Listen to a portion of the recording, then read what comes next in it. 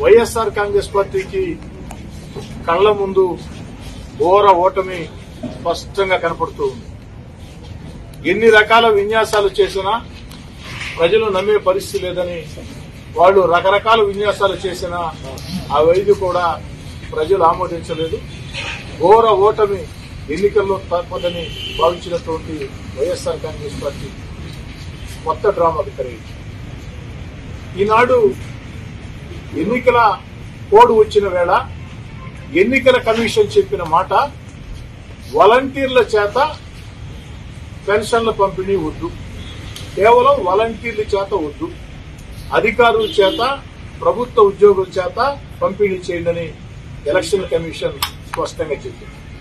అంతేకాదు, నడవలేని వృద్ధులు ఉంటారు, మంచం మీద ఉండే వృద్ధులు ఉంటారు, సుదూర ప్రాంతాలకు చెందిన వృద్ధులు ఉంటారు, దివ్యాంగులు ఉంటారు. వారందరికీ నేరుగా ఇళ్లకే తీసుకెళ్లి పెన్షన్లు పంపిణీ చేయమని ఎన్నికల కమిషన్ ఆదేశిస్తే, ఈనాడు వైఎస్ఆర్ కాంగ్రెస్ పార్టీ ప్రభుత్వం చేసిన ఘోర నిర్వాహకం శవ రాజకీయాలు చేసే విధంగా మే 1వ తారీఖున ఇచ్చే పెన్షన్లు ఇంటింటికి అందే విధంగా ఆ రాష్ట్ర ప్రభుత్వానికి ఆదేశాలు జారీ చేయాలని, ఈనాడు మీరు జారీ చేసిన ఆదేశాలను కూడా రాష్ట్ర ప్రభుత్వం పాటించలేదు. ఎన్నికల కమిషన్ స్పష్టంగా చెప్పినా, ఏది దూర ప్రాంతాల్లో ఉండేవాళ్లుంటే ఇళ్లకు పోయించండి, మంచం మీద ఉంటే ఇళ్లకు పోయించండి, నడవలేని పరిస్థితులు ఉంటే ఇళ్లకు పోయించండి, మరీ వృద్ధులైతే ఇళ్లకు పోయించండి అని చెప్పినా కూడా మీరు దాన్ని కాలరాశారు.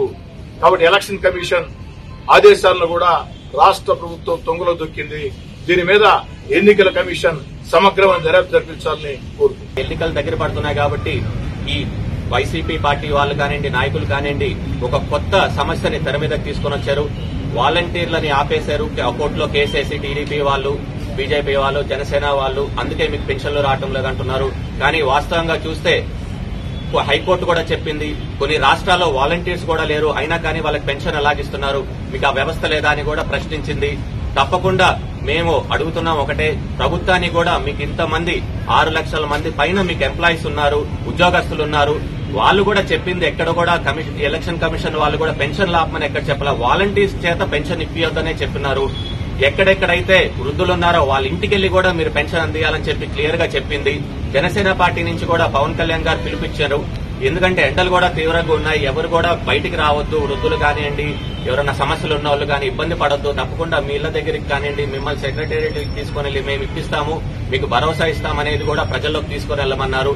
అదేవిధంగా తప్పకుండా ప్రజలు కూడా ఆలోచించాలి. పెన్షన్లు కూడా ఆ రాష్ట్ర ప్రభుత్వం తప్పకుండా ఎంప్లాయీస్ ని పెట్టి అందరికి కూడా పెన్షన్ వచ్చేటట్టు చూడాలని చెప్తున్నాను. ఎందుకంటే వీళ్ళు కక్ష కోసం మాత్రం ఎంప్లాయీస్ ని వాడుకుంటారు.